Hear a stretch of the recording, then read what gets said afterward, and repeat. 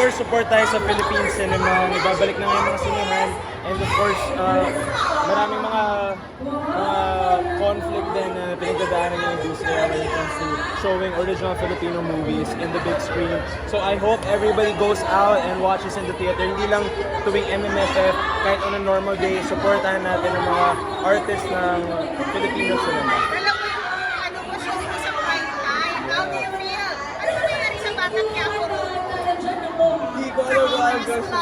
Ako haters eh. Ako hater na rin ako ng character sa Batang Quiapo. Sobrang unforgivable na ng mga pinagagawa ni Pablo Caballero din eh.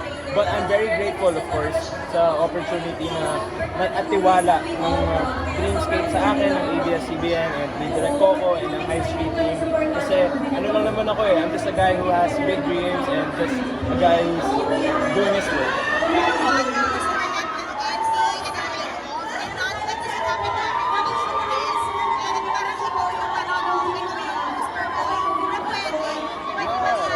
Yeah, pwede. Kahit wala akong kamag-anak sa industriya or hindi tayo yung conventional na Muslim Philippine or Filipino na movie standards. But I'm just very grateful talaga sa lahat ng opportunities na nabibigay sa akin ever since. And to have the opportunity to tell the stories that matter to me and the audiences that I want to speak. Now, Jamel, tayo ka pa sa lab, in spite of bakit hindi? Pero sinusuo lang din. Sobrang busy eh. Halos araw-araw po talaga yung trabaho.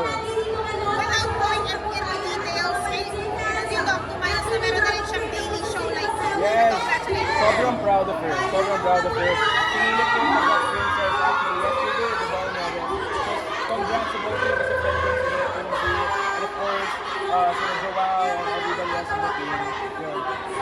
Ang tanghali, si Miles, prime time ka. Back to back, di ba?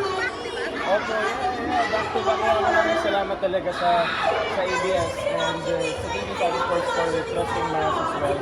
And lahat ng mga tao na nanonood ng Batang Quiapo and ng High Street, maraming salamat sa support. What's your taping line pala? What's your taping line sa Batang Quiapo and High School? It's MWF actually. Sometimes hinahati ako, sometimes in the same day I'm doing two shows.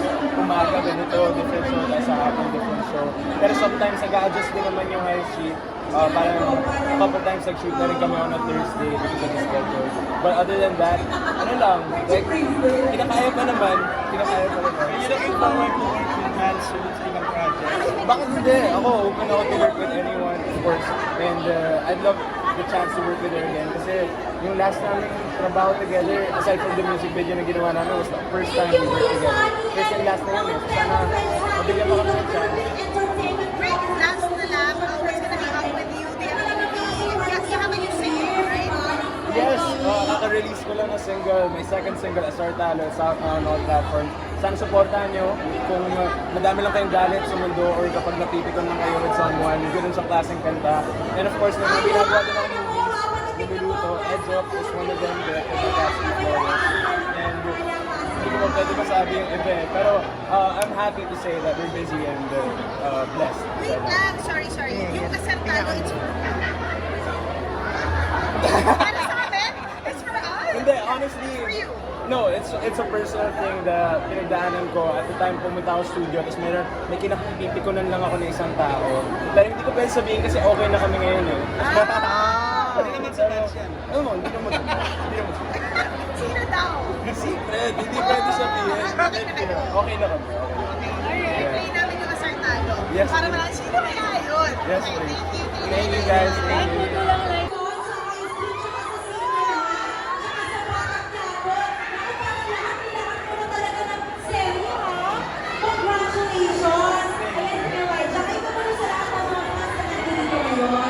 Hello, magandang gabi.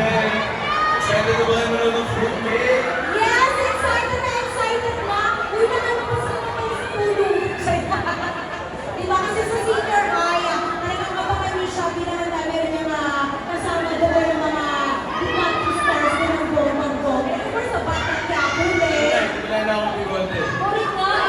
Ano na yung nagagawa? Parang ibang characters, pero yun, at the end of the day, hindi na nalilig sa mga pinoportray mo. Siyempre, with the guidance of the directors and preparation, kilala na ng mga characters and But other than that, nakapaliw na rin ako.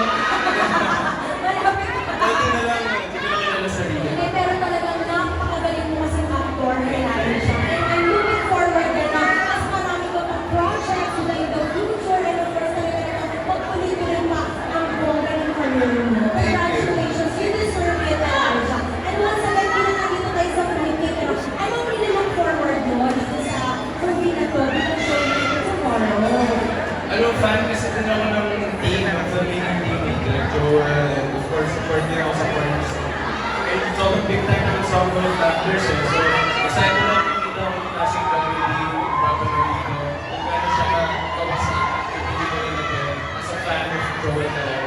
And yeah, excited ako makita. Correct. At dahil dyan, Elijah, hindi namin nila sinabi sa tomorrow manood na. Good day. Guys, manood na kayo ng Fruitcake. Tomorrow na tomorrow na po yan, palabas sa cinemas nationwide. And I'm sure you can have a fun time. Kaya isama yung mga pag-atin nyo, kahit pamilya nyo. Sorry ka na kayo, pero mga konting kalokohan. Totoo. At syempre, congratulations once again. Palakpakan natin, Elijah Calas! Thank you, Elijah. Ready ka, picture! Picture ka ba na dito, Elijah? O, diba? Napakagaling niyang umarte! Sa senior high, high school, Bata Quiapo, lahat ng mga pelikula na siya na nasa bukor sa dito eh. Senior! Taray ah. Sinadya kami din. Galing-galing mo nga sa tambol eh.